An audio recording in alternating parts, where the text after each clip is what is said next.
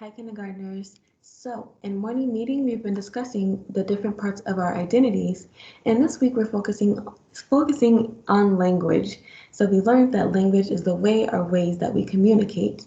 We're going to read the book Yoko Writes Her Name, and this story is about a girl who speaks two different languages. She speaks English and Japanese.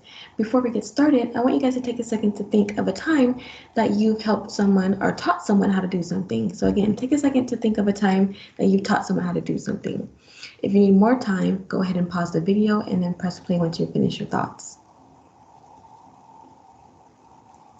All right, now while we are reading the book, I want you guys to be paying attention and listening for the problem of the story and then what the solution was. So let's go ahead and get started with our book. Yoko Writes Her Name by Rosemary Wells.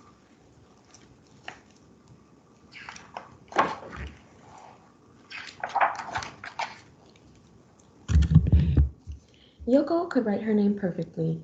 "I am so proud, my little snowflower," said Yoko's mother. So I noticed that Yoko is writing in Japanese. In Japanese, they use characters, and that's different from what we use in English. We use the ABCs. The next day at school, Mrs. Jenkins asked Yoko's class to write their names. "Look, boys and girls," said Mrs. Jenkins, "how beautifully Yoko writes in Japanese." Olive whispered to Sylvia, "Yoko can't write. She is only scribbling." "She won't be promoted from kindergarten," said Sylvia. In the cafeteria, Sylvia and Olive made up a song. 2, 4, 6, 8, who's not going to graduate?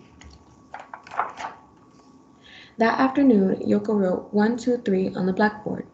Mrs. Jenkins gave Yoko a silver star. But Olive said to Sylvia, "Those aren't numbers, those are just baby marks." "She definitely won't graduate," said Sylvia. On the playground, Olive and Sylvia played graduation.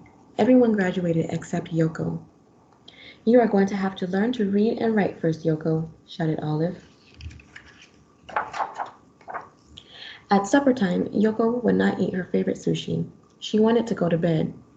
"Something is wrong with my little snowflower," said Yoko's mother. Yoko could hold it in no longer. "I am not going to graduate from kindergarten," said Yoko. "But it's only the first week of school," said Yoko's mother. Yoko just looked at the moon outside her window. At school, Mrs. Jenkins asked Yoko to share her favorite book with the class. Yoko's favorite book was The Happy Doll. She turned the pages and told the story. Olive whispered to Sylvia, "Books go left to right, not right to left." "Yoko is only pretending to read," said Sylvia. "She'll never make it to the first grade," said Olive. So, I know that Japanese is read from right to left, and Olive and Sylvia only know how to read from left to right.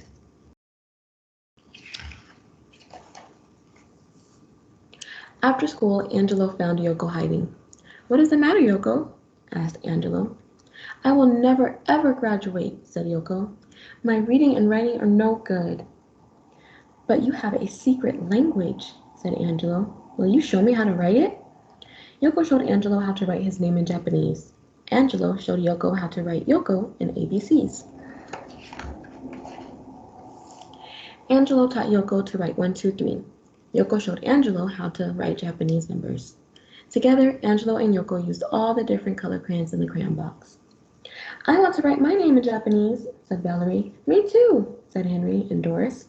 "Us too," shouted the Franks. On Parents' Night, Yoko's mother brought in a big Japanese alphabet. "Japanese will be our class's second language," said Mrs. Jenkins. Japanese writing started to pop up all over the classroom. "We shall all learn to write our names in Japanese by graduation time." Only Olive and Sylvia would not try. On graduation day, the whole class wrote their names on their diplomas in 2 languages, but Olive and Sylvia could not be found. "Where are Olive and Sylvia?" asked Mrs. Jenkins. Olive and Sylvia panicked and were hiding in the closet. "We won't graduate," said Olive. "Let's pretend to be sick," said Sylvia. Yoko found them. She showed them how to write their names in Japanese. Olive and Sylvia were just in time to join the graduation march. The end. All right, scholars. So, Go ahead and take a second to think, what was the problem in the story?